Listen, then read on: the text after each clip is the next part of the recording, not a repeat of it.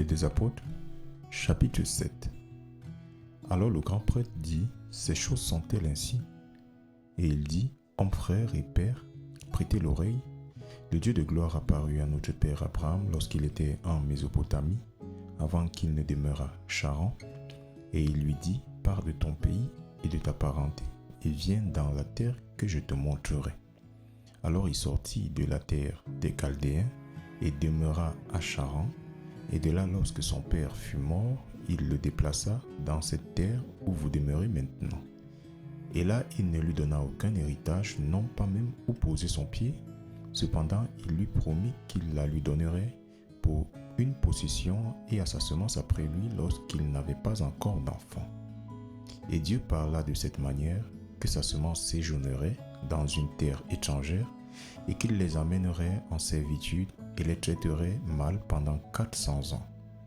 Et je jugerai la nation à laquelle ils auront été asservis, dit Dieu. Et après cela, ils sortiront et me serviront en ce lieu. Et il lui donna l'alliance de la circoncision.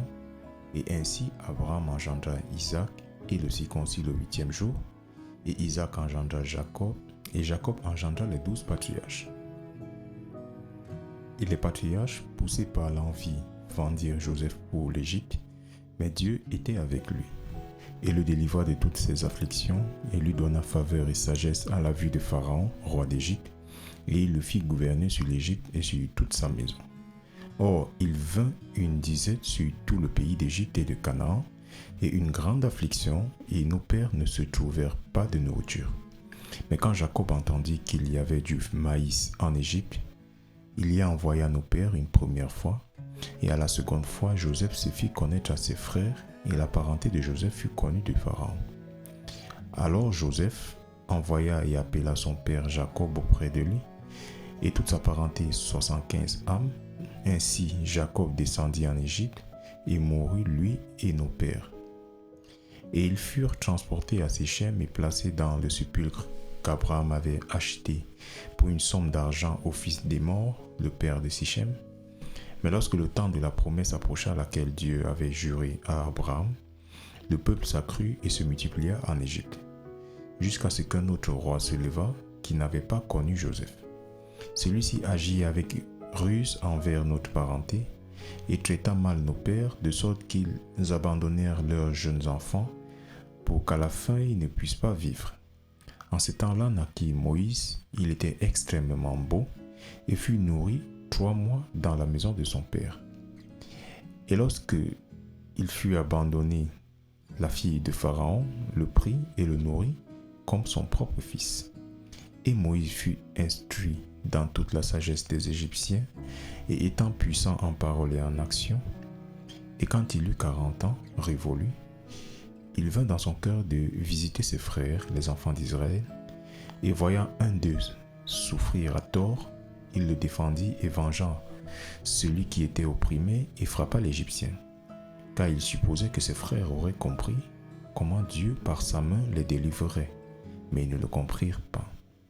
Et le jour suivant, il se montra à eux pendant qu'ils se battaient, et il aurait voulu les réconcilier, disant, « Messieurs, vous êtes frères, pourquoi vous faites-vous tort l'un à l'autre ?» Mais celui qui faisait tort à son voisin le repoussa, disant, « Qui t'a fait dirigeant et juge sur nous? Veux-tu me tuer comme tu as fait à l'Égyptien hier ?» Alors, à ce propos, Moïse s'enfuit et fut un étranger dans le pays de Madian, où il engendra 2 fils. Et lorsque 40 ans furent achevés, un ange du Seigneur lui apparut dans le désert du mont Sinaï, dans une flamme de feu, dans un buisson. Lorsque Moïse le vit, il s'interrogea à la vue et, comme il s'approchait pour la regarder, la voix du Seigneur vint à lui, disant, « Je suis le Dieu de tes pères, le Dieu d'Abraham, et le Dieu d'Isaac, et le Dieu de Jacob. » Alors Moïse trembla et n'osait pas regarder. Puis le Seigneur lui dit, « ôte tes chaussures de tes pieds, car le lieu où tu te tiens est terre sainte. J'ai vu l'affliction de mon peuple qui est en Égypte, et j'ai entendu leur gémissement, et je suis descendu pour les délivrer. Et maintenant, viens, je t'enverrai en Égypte. » Ce Moïse qu'ils avaient refusé, disant, « Qui t'a fait dirigeant et juge, Celui-là même Dieu envoya pour être un dirigeant et un libérateur par la main de l'ange qui lui était apparu dans le buisson.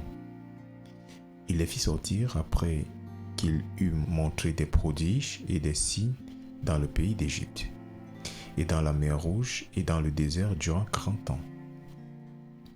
C'est ce Moïse qui dit aux enfants d'Israël, « Le Seigneur votre Dieu vous suscitera un prophète d'entre vos frères semblable à moi, lui vous l'écouterez. » C'est lui qui était dans l'église dans le désert avec l'ange qui lui parlait sur le mont Sinaï et avec nos pères qui reçut des oracles vivants pour nous les donner, auxquels nos pères ne voulurent pas obéir, mais ils le repoussèrent et dans leur cœur retournèrent de nouveau en Égypte, disant à Aaron, « Fais-nous des dieux qui aillent devant nous, car quant à ce Moïse qui nous a fait sortir du pays d'Égypte, nous ne savons pas ce qui lui est advenu. » Et ils firent un veau en ces jours-là, et offrirent un sacrifice à l'idole, et se réjouirent des ouvrages de leurs propres mains.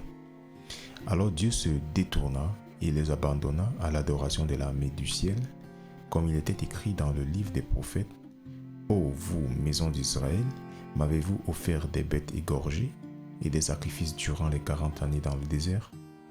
Oui, vous avez porté le tabernacle de Moloch et l'étoile de votre Dieu Renfant, des figures que vous avez faites pour les adorer, et je vous transporterai au-delà de Babylone. » Nos pères avaient le tabernacle du témoignage dans le désert, comme il avait institué en parlant à Moïse qu'il le fasse selon le modèle qu'il avait vu, lequel aussi nos pères qui vinrent après l'emmenèrent avec Jésus dans la possession des gentils, que Dieu chassa de devant la face de nos pères jusqu'au jour de David, qui trouva faveur devant Dieu et qui désira trouver un tabernacle pour le Dieu de Jacob. Mais Salomon lui bâtit une maison. Quoi qu'il en soit, le plus haut n'habite pas dans des temples faits avec des mains. Comme dit le prophète, « Le ciel est mon trône et la terre est mon marchepied. Quelle maison me bâtirez-vous, dit le Seigneur? Ou quel est le lieu de mon repos? Ma main n'a-t-elle pas fait toutes ces choses? Vous, au cou raide et incirconcis de cœur et d'oreille, vous résistez toujours à l'Esprit Saint, comme vos pères ont fait. Vous faites aussi. Lequel des prophètes vos pères n'ont-ils pas persécuté? Et ils ont tué ceux qui avaient déclaré d'avance la venue du seul juste, duquel vous avez été maintenant les traîtres et les meurtriers. Vous qui avez reçu la loi par la disposition des anges et qui ne l'avez pas gardée. Lorsqu'ils entendirent ces choses, ils furent frappés au cœur et grincèrent leurs dents contre lui. Mais lui, étant plein de l'Esprit Saint, regarda fermement au ciel et vit la gloire de Dieu.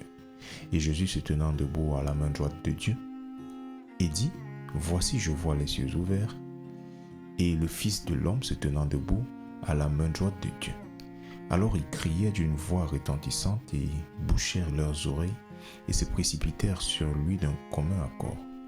Et le jetèrent hors de la ville et le lapidèrent. Et les témoins étendirent leurs effets au pied d'un jeune homme dont le nom était Saul. Et ils lapidèrent Étienne qui invoquait Dieu, disant, « Seigneur Jésus, reçois mon esprit. » Et il s'agenouilla et cria d'une voix retentissante, « Seigneur, ne mets pas ce péché à leur charge. » Et lorsqu'il eut dit cela, il s'endormit.